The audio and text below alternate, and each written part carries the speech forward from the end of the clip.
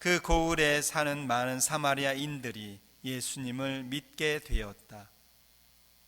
이 사마리아인들이 예수님께 와서 자기들과 함께 머무르시기를 청하자 그분께서는 거기에서 이틀 머무르셨다. 그리하여 더 많은 사람이 그분의 말씀을 듣고 믿게 되었다. 그들이 그 여자에게 말하였다. 우리가 믿는 것은 이제 당신이 한 말 때문이 아니오. 우리가 직접 듣고 이분께서 참으로 세상의 구원자이심을 알게 되었소. 주님의 말씀입니다. 그리스도님 참여합니다.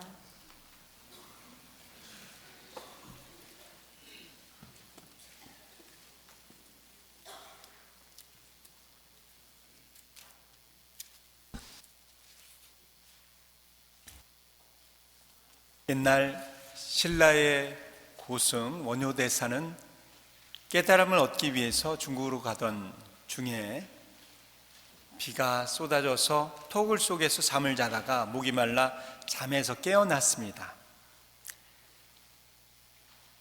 사방이 깜깜한지라 주변을 더듬으니 그릇이 하나의 손에 잡혀서 그 물을 마셨습니다. 물맛이 아주 꿀맛 같았습니다. 그런데 아침에 깨어나서 보니까 토굴은 무덤이었고 어제 물을 마신 그 그릇은 해골바가지였습니다. 해골바가지 물을 마신 것이죠. 그러자 그것을 알자마자 바로 구역질이 났습니다. 그러면서 느끼는 바가 있었죠. 모든 것은 다 내 마음이 만드는 것이구나. 마음에서 이루어지는 것이구나. 라고 하면서 일체유심소조라는 그 이치를 깨달았다고 합니다. 여러분들 다 아시는 이야기입니다. 모든 것이 마음에서 이루어진다라는 그런 일체유심소조에 대한 이야기를 하려고 제가 이 예화를 다시 말씀드린 것은 아닙니다. 문득 생명의 물에 대한 오늘 복음 말씀을 묵상하면서 우리가 목마르면 아무 데서나 갈증을 해소하고 썩은 해골바가지 물인지도 모르고 깨닫지도 못하면서 목을 축이고 있는 우리네 인생이 그와 같지 않을까라는 생각이 들어서 이 이야기를 다시 말씀드립니다. 그리고 원효의 모습 속에서 지나고 나면 다 토해내고 싶을 정도로 영원한 갈증을 해결해 주지 못할 것들에 대해서 집착하고 있는 우리들의 모습을 볼 수 있을 것 같아서 다시 말씀을 드렸습니다. 그리고 또다시 빛이 없는 어두운 밤에 주님을 등진 캄캄한 속에서 자신의 속까지 썩게 해줄 그 물을 찾아 헤매고 있는 우리들의 모습을 볼 수 있을 것 같아서 그 원효의 일체유심소조 이야기를 말씀드렸습니다. 어쩌면 우리는 우리 자신의 갈증만 생각하면서 예수님의 물을 찾고 있는지도 모르겠습니다. 진짜 생명의 물이 무엇인지 모르고 속세에 오염된 물만 마시면서 썩어 없어질 해골바가지의 물에 익숙해지고 입맛이 들어서 주님이 주시는 생명의 물을 맛이 없어 하거나 더러운 거들떠 보지도 않을 정도로 아주 입맛을 버렸을지도 모른다는 생각을 합니다. 그래서 우리는 누구나 나름대로 행복을 위한 생명의 물을 찾아서 살아가고는 있습니다.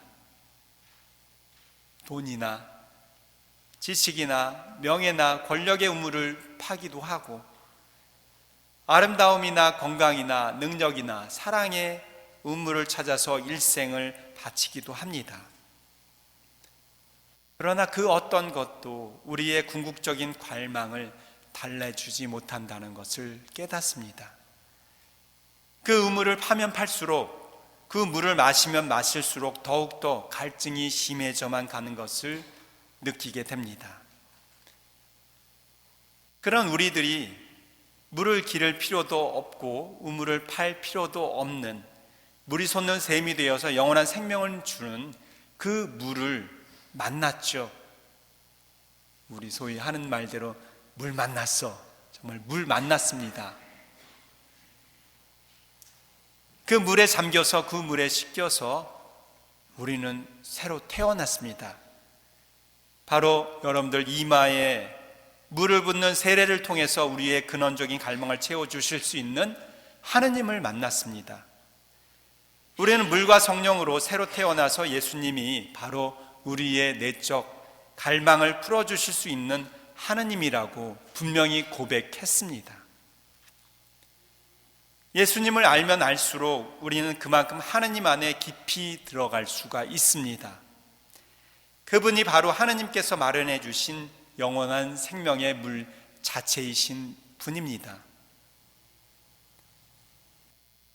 그 은총의 샘물을 파내려 가면 갈수록, 우리가 바라면 바랄수록, 더 열렬히 목말라 하면 할수록 우리를 풍요롭게 해줄 수 있기 때문입니다. 이것이 바로 우리 모두에게 주시는 하느님의 선물이고, 예수님께서 말씀하신 마르지 않는 마음의 샘물입니다. 우리가 얻은 생명의 샘물, 오늘 복음의 사마리아 여자는 얻은 것입니다. 성경에 언급되어 있지는 않지만 사마리아 여자 또한 예수님께 마실 물을 드렸을 것입니다. 오늘 복음에 생수 이런 생수가 나오는데 이 생수를 제주 석천 생수라든가 이런 거로 생각하시는 분이 있지만, 이 생수는 한자로 풀이해서 생수라고 적어 놓은 것이죠. 생명의 물을 말하는 거죠. 생명의 물을 얻는다라는 이야기입니다. 예수님께서는 사마리아 여인에게 생명의 물을 주었습니다. 사마리아 여인도 예수님께 물을 분명히 드렸을 텐데 무슨 물을 드렸을까요? 예수님이 육체적인 갈증 때문에 물을 청하신 것으로 보이지만 사실은 영적인 갈증이 더 심하셨습니다. 대부분의 유대인들은 예수님을 믿지 않았고, 믿는다는 사람들은 기적이나 바라고 있고, 바리사이들은 오히려 예수님을 미워했기 때문에 예수님의 갈증은 더욱더 심하셨을 겁니다. 그런 예수님께 사마리아 여자는 그분이 바라시는 진짜 물을 드렸습니다. 그분이 원하시는 진짜 물, 바로 믿음의 물을 드린 것이죠. 사마리아 여자가 예수님을 메시아로 믿은 것, 예수님께서 주시는 생명의 물을 받아 마신 것, 그것이 바로 예수님의 진짜 갈증을 해소시켜 드린 일이 된 것이죠.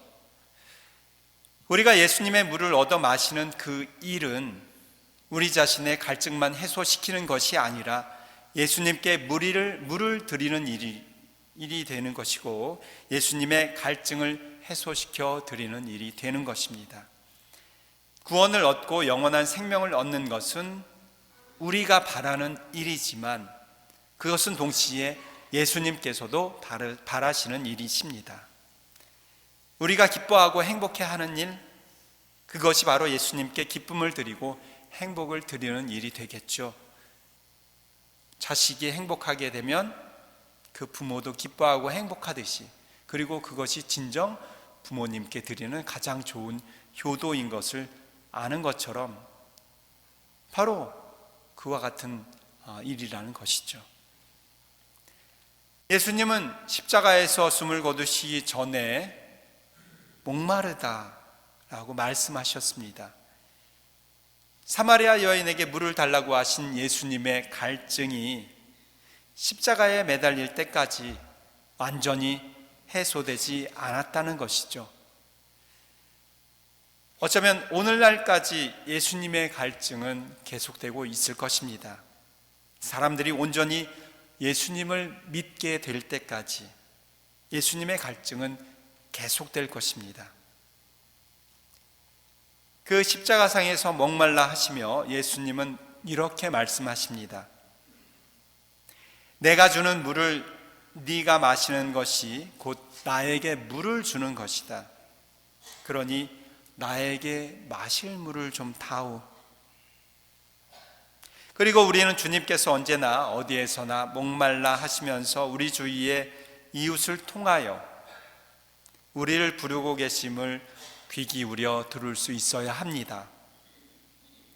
우리 또한 이웃의 목마름을 채워줄 수 있는 또 하나의 작은 샘솟는 물, 생명의 샘이 되면 좋겠습니다.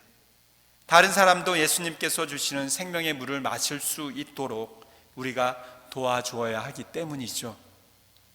이번 사순시기에는 기도와 단식과 자선의 삶을 통해서 또 그것을 잘 실천해서 내 자신도 또 우리의 이웃도, 그래서 주님께서도 완전히 갈증을 해소할 수 있는 참 기쁘고 또 행복한 시기가 되면 좋겠습니다. 아멘.